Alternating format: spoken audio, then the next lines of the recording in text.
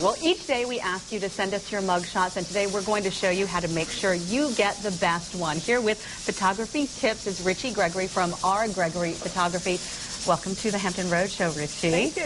First, I want to ask you, how long have you been in the photography business? I've been in the photography business over 25 years here in Hampton Roads, photographed thousands of people. I wouldn't be surprised if there's people on here. I did their baby pictures or their high school senior pictures or their wedding pictures.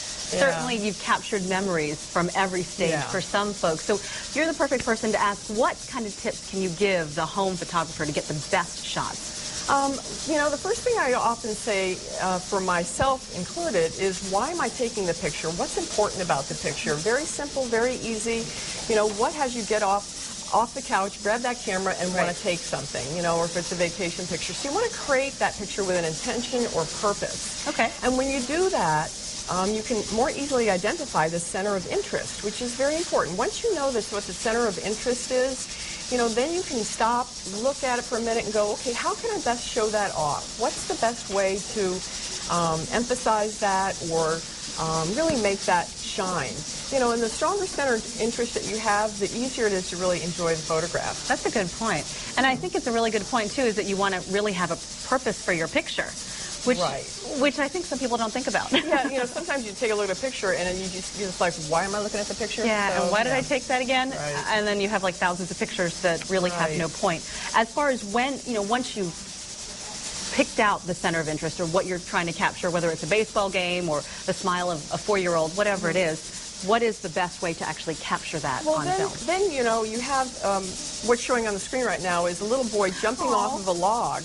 And what we've done now is I knew I want to take a picture of that little boy, and what I did is I put him on the left third of that the viewfinder and let him jump into the picture, and I've got a very low camera angle, making him look like he's this little boy flying through the air. So, you know, once you know what it is you want to take a photograph of, you can really take a look and see what the best way, you know, to come at that picture to make it, you know, exemplify even more what you're trying to get across. That is a lovely picture, but let's say you had an amateur photographer who moved the camera a little bit and he's in the middle.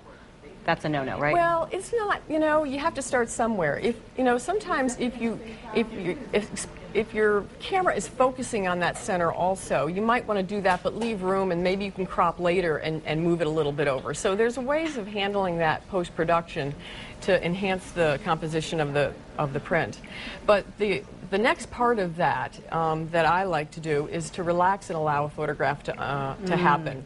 And what's shown here is a little child. You know, we get the set right, we get everything lined up, and then you just relax and see what's going to happen. And quite often there's some unexpected results or an expression that you just didn't anticipate, and it can be darling. That's really where the magic happens. And that's the one you're going to put up on the wall.